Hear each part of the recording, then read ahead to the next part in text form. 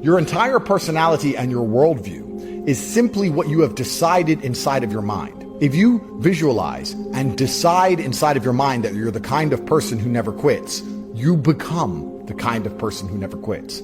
If you decide depression isn't real, you become the person who cannot be depressed. What you decide, what you 100% visualize, this is who you become. If you become the person who you decide is always happy, I'm a positive person. I'm always happy no matter what. When difficult things happen to me, I do not give up. I do not quit. That is what other people do. I'm the kind of person who smiles through the pain, smiles through the chaos. That's what makes me different than everyone else. If you keep repeating these things, you become that person. Because when something difficult happens to you, you enact out your visualizations. You are choosing the characters. You are choosing all the different spirits of the ancestry, which make you as a unique individual. You are choosing the stats that you're going to apply to your character for the video game. You are deciding what you want to be, and visualization is how you attribute the skill points to your avatar inside of the simulation. That is what visualization is for.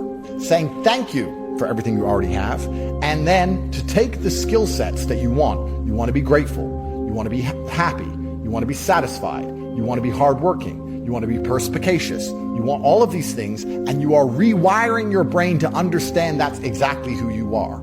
Those qualities will give you the things you want. That is how you get the nice house. You do not visualize and beg and ask like a pauper for expensive things that you have not earned. Instead, you visualize having the qualities that you need to go and earn the expensive things that you want. Most people are visualizing to beg the universe for things, like a pauper.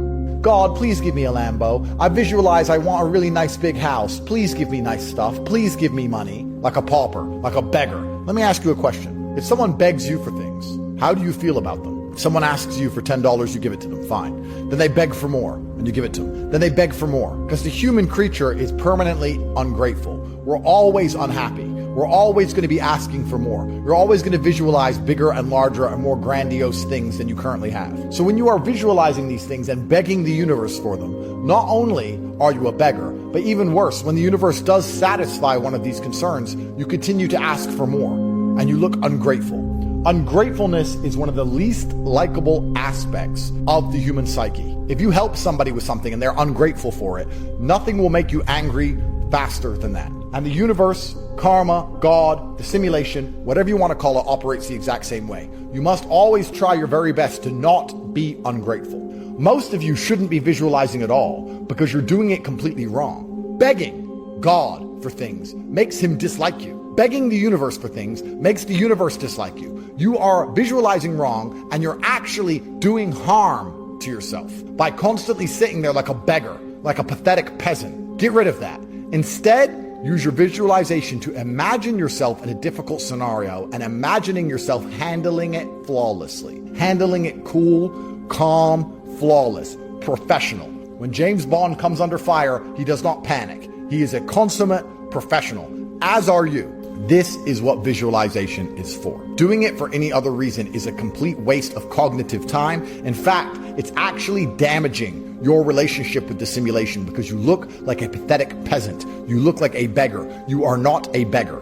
If you came to me and said, Andrew, I want $10 million, please, what's your chance of getting it? Very low. If you come to me and say, Andrew, I have all the skills required to make you $20 million, and in return, all I would like is $10 million. I want to work beside you. I am hardworking. I am dedicated. I do not quit. I do not give up. I learn fast. I have visualized. I have trained my mind to be all of these things. I am exactly who you need on your team. For that reason, we are going to work together and we are going to succeed if you give me the opportunity. That is a completely different ask than give me 10 million. So when I ask people what they want, I go through life and often say to people, guys, what do you want? And they say, I want a fast car, and I want a nice house, and I want a hot girl. They don't say, I want to be hardworking and disciplined and dedicated. I want to be the kind of person who never misses the gym. Everyone says they want muscles. No one says they want to be the person who wants to go to the gym and will not miss the gym. That is why they don't end up with the body they want. I don't need the muscles. I don't need the money. I just need to be the guy who's always in the gym and who always works, because guess what that leads to? If I ask God to give me the powers and the skills so that I can constantly use my body and my cognitive function to dedicate myself towards difficult tasks, he'll give it to me. I'm one of God's soldiers, as are you. I'm asking to be strong so I can go and fight the world. He will give me that. He will not give me victories I did not earn. He will not give me money I did not earn. He will not give me women and houses and cars I do not deserve. He is not going to give me undeserved things, but he will give me the strength to go and fight if I am prepared to suffer and fight. That is what you are visualizing for.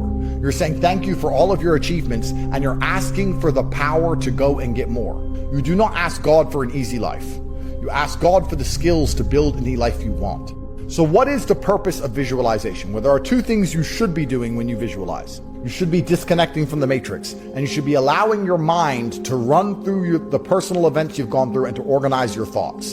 And you should be visualizing a future that you want to have, but not in a way where you're going to look like a beggar or a pauper. Give me lots of things I don't currently have. I want all this stuff. Give me all this stuff. Like a slut. You're not a slut, you're a man. And you want to earn things. You don't want to be given anything. You want to earn things, because that's what men do. Because you're not going to put any value on things which are given to you. You're going to put value on the things that you earn. You're not going to respect any of the things that are given to you. You want it to be hard. You want it to be difficult. You want to go through the mud. You want to suffer and bleed. You want to sweat. And by going through all of those things, you are attributing value to the end result. That is when you're going to be happy with what you get. So when you visualize, it's trying to 100% convince yourself and the world that you believe you will have the things you want. This is very different than begging and asking for the things you want. This is saying that I know one day I will have them because I believe in myself. You are visualizing the self-belief. You are not visualizing the fish, you're visualizing the fishing rod. You are prepared to go and work. You are prepared to suffer, sweat, sit out in the sun. You're prepared to wait a long period of time. You're prepared to do the difficult things to eventually get the fish that you want. However, you are not going to believe that you can pull this off unless you visualize and understand that you are perfectly capable of doing these things.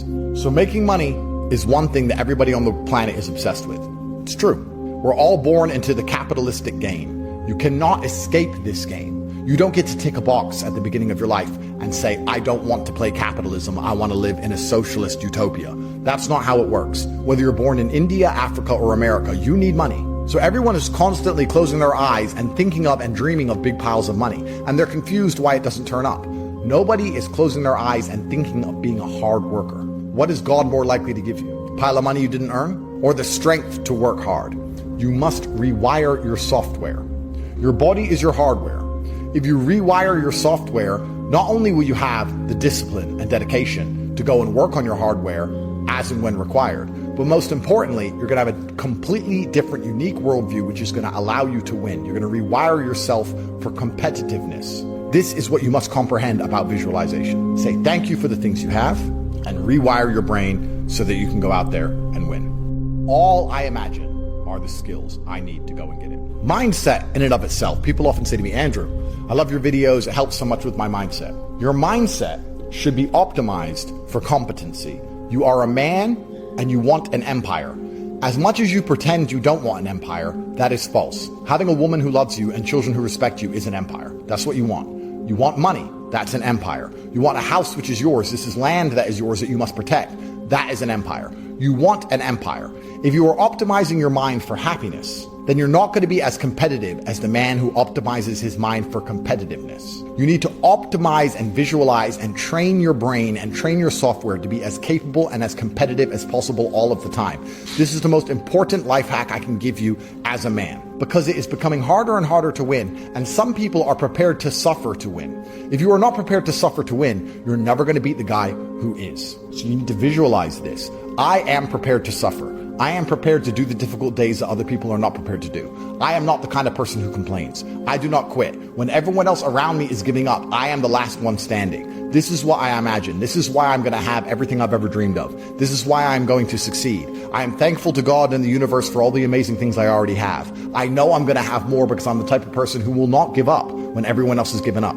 I know I'm the kind of person who's going to have exactly what he dreams of because I'm going to work for it. I'm going to respect it when I have it. I'm going to show the universe that I deserve it the most. That is why I am the most dedicated. This is extremely important. You must be the kind of person who is prepared to work when no one else is prepared to work. You must dedicate yourself to the task when everyone else is ADHD, everyone else is permanently distracted, everyone else is giving up, nobody else can sit down and get something done for more than 5 minutes before they quit, before they give up. You have to be different than everybody else. Change your visualization strategy. Write down all the qualities that would make you extremely successful in your life.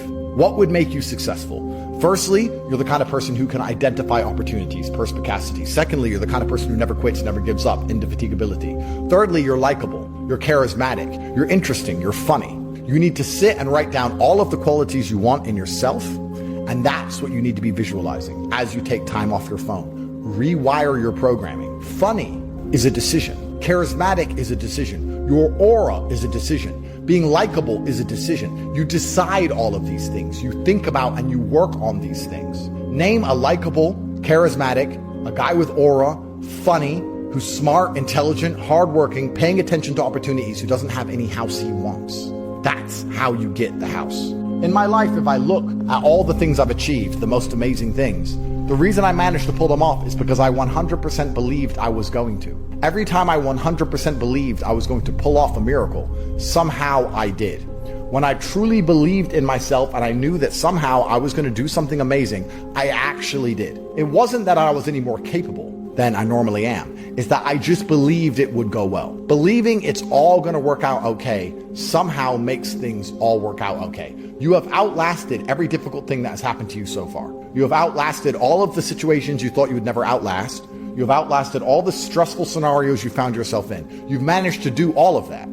So there's no reason to believe with 100% success rate that the future is going to be any different. So you're visualizing to say thank you for the things you already have, and you're cementing your work ethic inside of your mind. You're not saying, I want a nice house. You're visualizing saying, I'm the kind of person who is prepared to do anything it takes to get a nice house.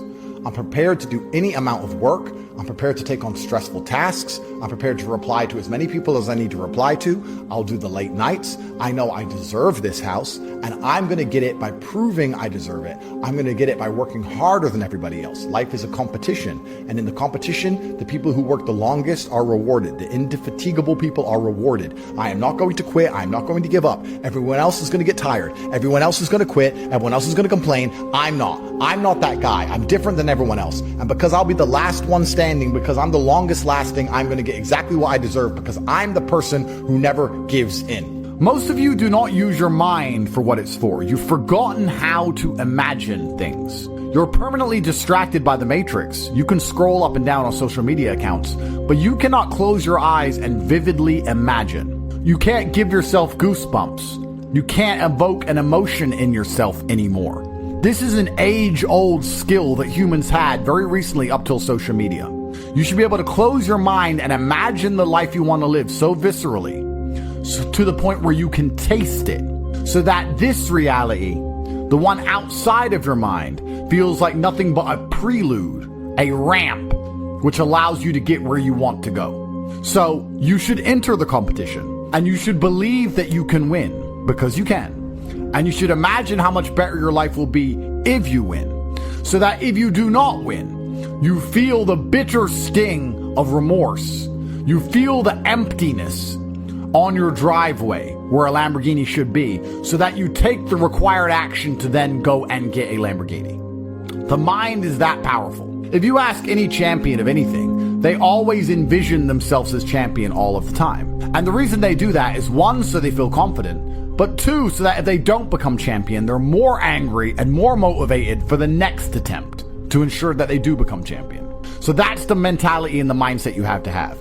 Your mind is your number one ally in all things. A lot of you have been sabotaged internally by your own mind. Your own psyche is working against you. And I can tell by the questions you ask me. You come to me and say, Andrew, what do I do about the fact that I don't always feel like working? You're asking me how you deal with the treachery that you're experiencing from your own mental state.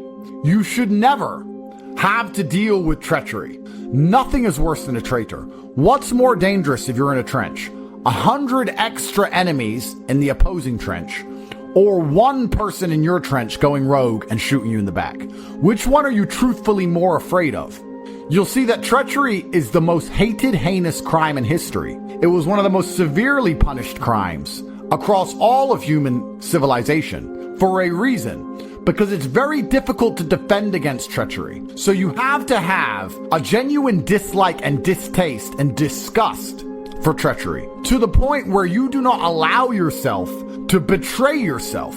When you have negative thoughts that prevent you from being the best version of yourself, you should understand that your mind is attempting to betray you, and you should feel disgust because you have enough enemies. If you're watching this and listening to this right now, I promise you, if I were to give a button to most humans on this planet, if I were to go up to an average man, 25-year-old man of average income anywhere in the world, and say, if you press this button, this guy's gonna die. And I'll show a picture of you holding your dog, cuddling.